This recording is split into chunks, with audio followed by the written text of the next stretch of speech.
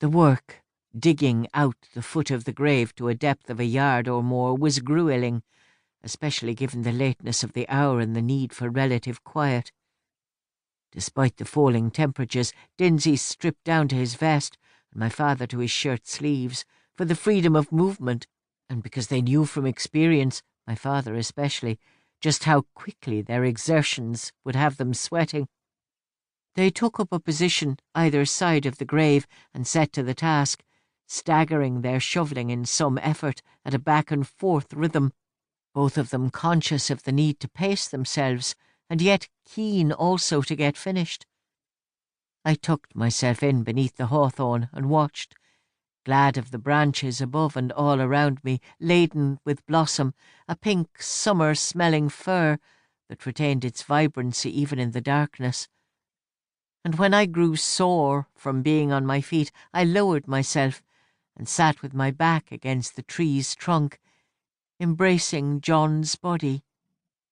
Apart from the digging sounds, the night was coldly silent. But after some time had passed, I began to hear the rattling of my father's increasingly laboured breath, a kind of tail-end whine to every exhalation. Before I had a chance to speak up, my husband, who'd also noticed, sank the blade of his shovel into the earth with a stamp of his boot heel, and straightened up slowly in a way that forced my father to stop too. "Christ!" Dinsey gasped, acting more beaten than he was. "This really knocks it out of a fella." My father set his hands over the shovel's handle and drew it back against his chest. He knew what Dinsey was doing, but left it go unchallenged, and concentrated on taking air until his breathing lost its harshness. Then once again they set themselves to the task of digging. None of us heard the priest until he was almost upon us.